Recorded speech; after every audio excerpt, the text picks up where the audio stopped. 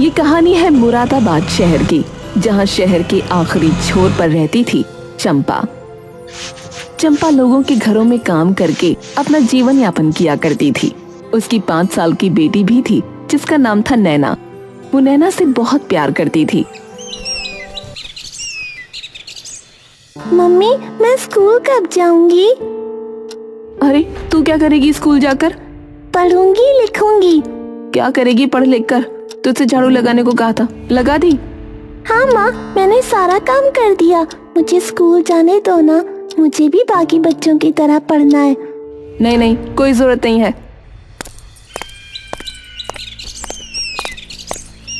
अरे चंपा, पास के चुंगी वाले स्कूल में नाम लिखवा देना नैना का। वो सरकार की तरफ से फ्री है, वरना अगर उन्हें पता चला कि तुम बच्ची को नहीं पढ़ा रही हो तो तुम पर कार्रवाई हो सकती है।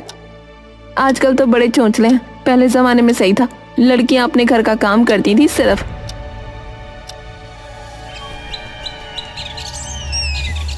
मजबूरन अगले दिन जाकर चंपा ने नैना का एडमिशन करवा दिया।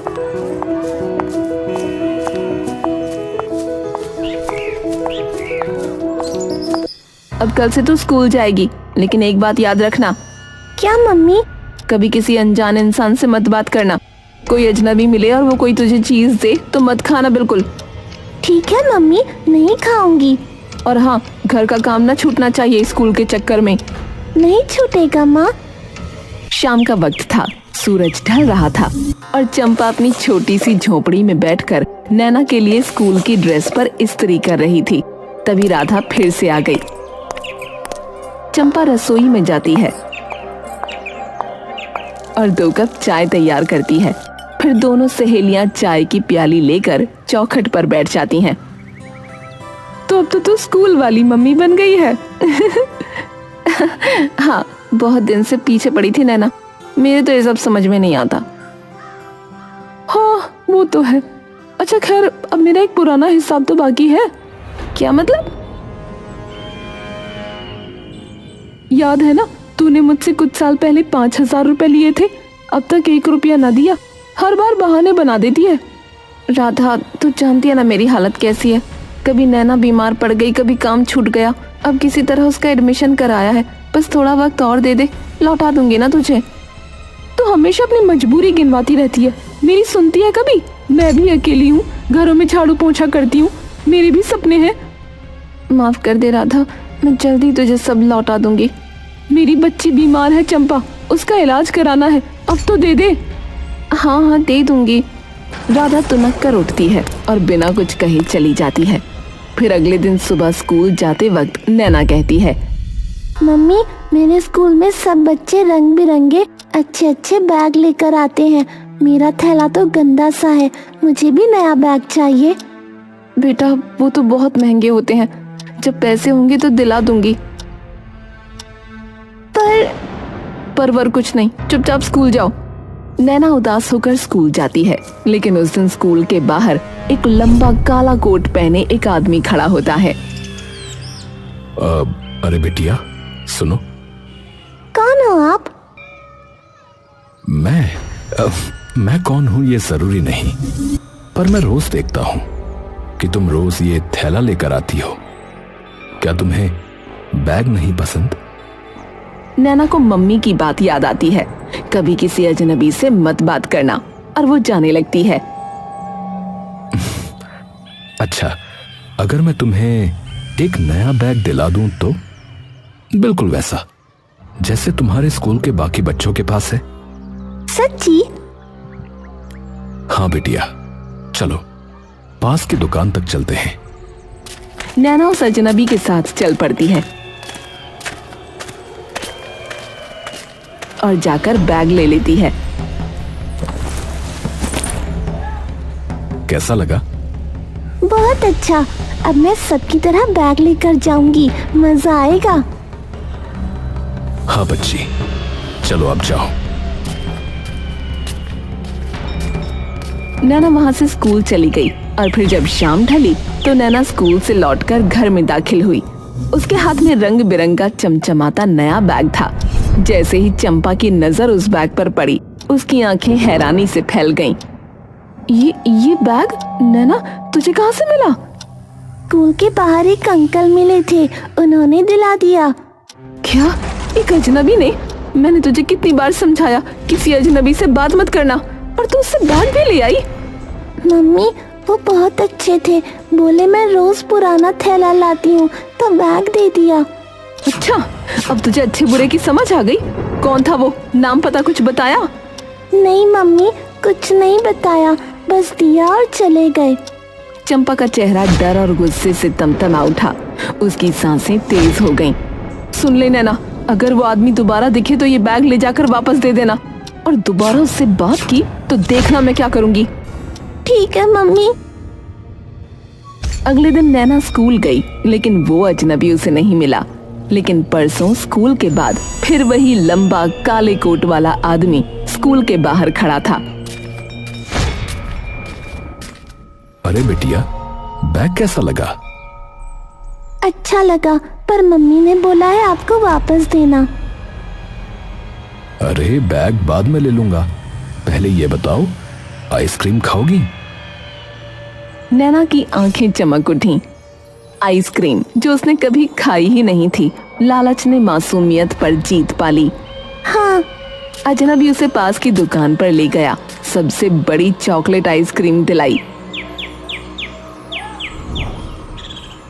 नैना तो जैसे किसी सपने में थी, वो खुशी से उछलती रही और बैग वापस देने की बात भूल गई।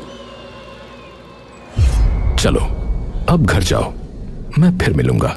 अच्छा? अंकल आपका नाम क्या है?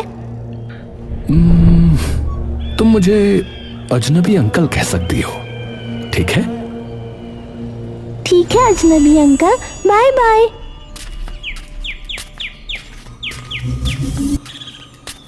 घर आकर नैना ने सब उगल दिया।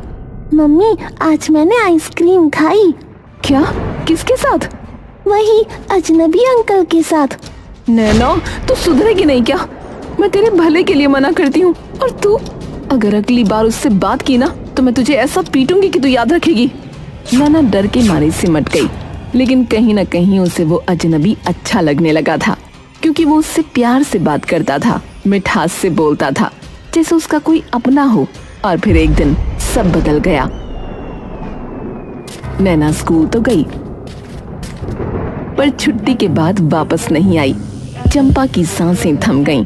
4 बजे, 5 बज गए, 6 भी बज गए, नैना नहीं आई।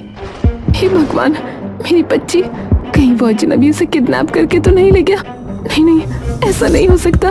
शाम ढलने लगी थी, सन्नाटा गहराता जा रहा था। चंपा लगभग पागल हो चुकी थी, और नैना खिलखिलाती हुई अंदर दाखिल हुई। नैना, तू कहाँ चली गई थी? मम्मी आज मैं अम्यूजमेंट पार्क गई थी, झूले लगे थे गोल गोल। किसके साथ? अजनबी अंकल मुझे ले गए थे। तुझे कितनी बार कहा उससे मत मिलना, तू मेरी एक नहीं सुनती। आज तो तूने मेरी जान ही निकाल दी। अरे मम्मी मैंने क्या कर दिया? चंपा उसके 2 जोरदार थप्पड़ मारती है। नैना बुरी तरह रोने लगती है कि तभी बाहर से राधा दौड़ती हुई आती है। चंपा क्या हुआ? क्यों मार रही है बच्ची को?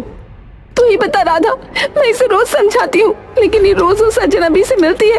आज तो बिना बताए पार्क चली गई। अरे ओ पगली, बच्ची है, उसे क्या पता कौन है अच्छा है कौन बुरा है।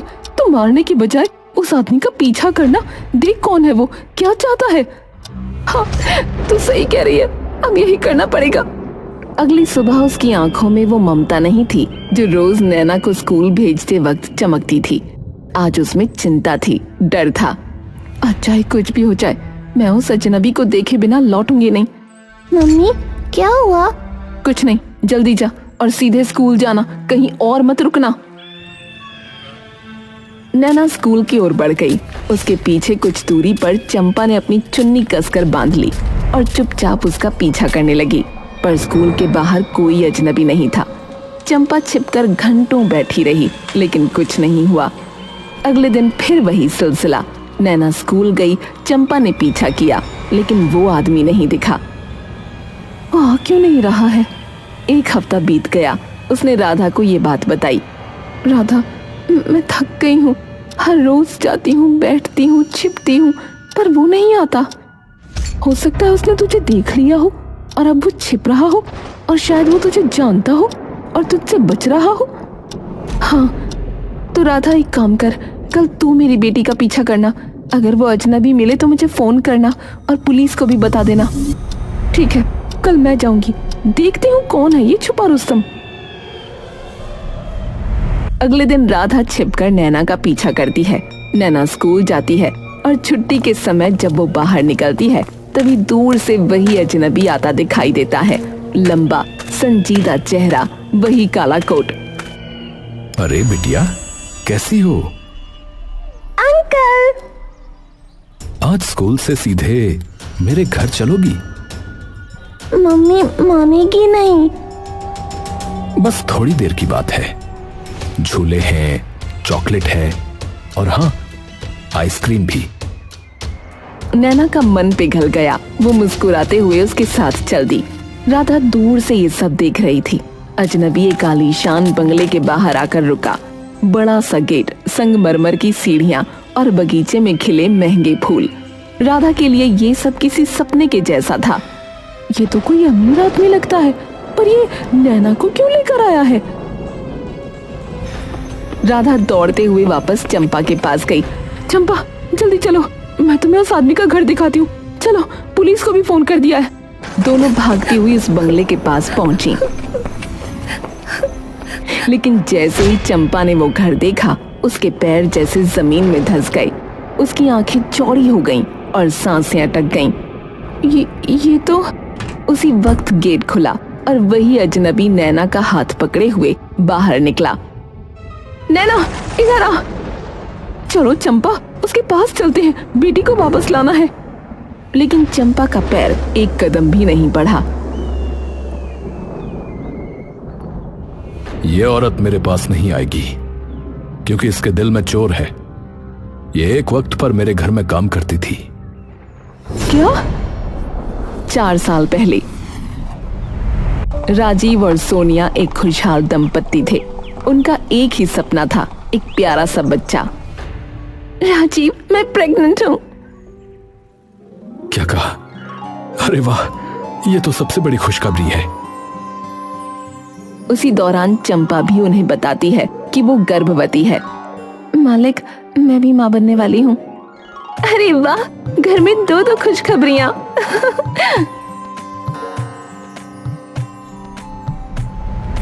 लेकिन चंपा, अब काम मत करो, तुम आराम करो, हम कोई और मेड रख लेंगे। नहीं मालिक, मैं काम छोड़ूंगी नहीं। आपकी सेवा करना मेरा फर्ज है। चंपा काम में लगी रही, लेकिन छठे महीने के दौरान एक दिन सफाई करते वक्त वो सीढ़ियों से गिर पड़ी। बचाओ, बचाओ!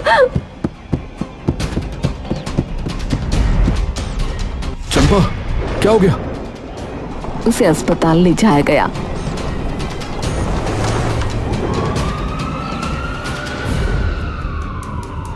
डॉक्टर ने बताया कि उसका गर्भपात हो गया है।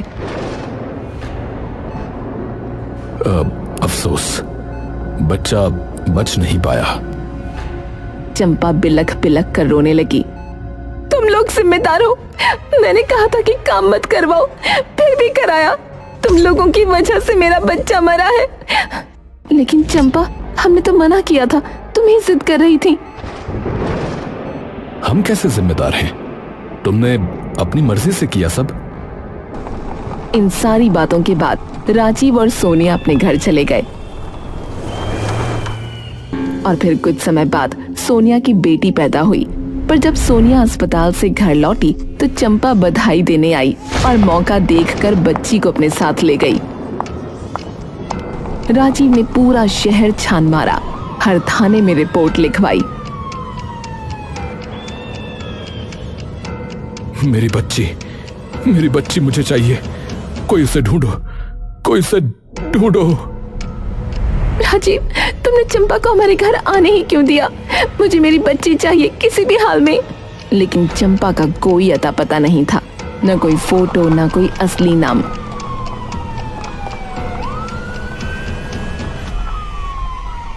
क्या हमारी बेटी कभी वापस नहीं आएगी? 4 साल गुजर गए, दर्द बढ़ता गया। उम्मीदें मरती गईं। लेकिन एक दिन किसी ने सोनिया के दरवाजे पर दस्तक दी। कौन है? मैं राधा हूँ, चंपा की पुरानी सहेली। मैं जानती हूँ तुम्हारी बेटी कहाँ है। क्या? तुम कैसे जानती हो? क्योंकि उसने मुझसे कभी नहीं छुपाया। मैं ही थी जो उसे जानती थी, पहचानती थी। और यहीं से सच्चाई का पर्दा उठने लगा। तूने इन्हें सब कुछ बता दिया? तुझे तो मैंने मदद के लिए बुलाया था, तुझसे सब बांटा था, और तूने मुझे धोखा दे दिया। क्योंकि तूने भी मुझे धोखा दिया चंपा। मेरे पैसे आज तक न लौटाए और इस चक्कर में मेरी बच्ची मौत के मुंह तक पहुंच गई। मुझे पैसों की नहीं पड़ी है, पर मेरी बच्ची को उस हद तक पहुंचाने के लिए तुझे सजा मिलनी चाहिए। तूने दोस्ती का गला घोटा है, इसलिए अब तेरे राज खोलने का वक्त आ गया है। चंपा भागने की कोशिश करती है, लेकिन तभी पुलिस की गाड़ी आकर रुकती है। पुलिस वाले उसे पकड़ लेते हैं। नहीं, ये अन्याय है। इस आदमी ने मेरे साथ गलत किया था, इसका ही तो कसूर था। मेरा बच्चा मर गया और इसने मुझे मुआवजा तक नहीं दिया। इस देश का कानून भी मेरी मदद नहीं कर सका, तो क्या मैं भी बदला ना लूं? फिर से कहानी गढ़ रही हो। हमें सब सच पता है। डॉक्टर साहब, सामने आइए। वो डॉक्टर सामने आया जिसने चंपा का इलाज किया था।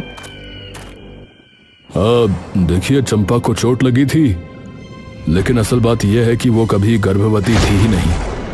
उसने मुझे झूठ बोलने के लिए पैसे दिए थे। बोल रही थी कि जब मुआवजा मिलेगा तो और दूंगी। ये बड़ी कमीनी है तू। और सच तो ये है कि इसकी शादी भी नहीं हुई कभी। बच्चा कहाँ से होगा? अब तक चंपा का झूठ पूरी तरह नंगा हो चुका था। तू चाहती क्या थी? तूने मेरी बेटी को क्यों अपने पास रखा? सच सच बता। मैंने सोचा था कि एक दिन अचानक आ जाती और कहती कि राजीव ने मेरे साथ दुष्कर्म किया था और ये बच्ची उसी की औलाद है। क्या? फिर डीएनए टेस्ट होता और बच्ची तुम्हारी निकलती तो मैं कानूनी रूप से दावा करती, तुम्हारी प्रॉपर्टी में हिस्सा लेती। तुमने हमारी मासूम बच्ची को अपने प्लान का हिस्सा बनाया। तुम जानती भी हो एक माँ की तकलीफ क्या होती है जब उसकी बच्ची उससे छिन जाती है। पुलिस चंपा को गाड़ी में बिठाती है। वो अब भी रो रही थी, लेकिन अब उसके आंसुओं में कोई ताकत नहीं थी, सिर्फ पछतावा था शायद। Mummy, mummy. बेटा, अब मैं तुम्हें कभी नहीं दूर होने दूंगी। अब कोई तुम्हें मुझसे नहीं छीन सकता।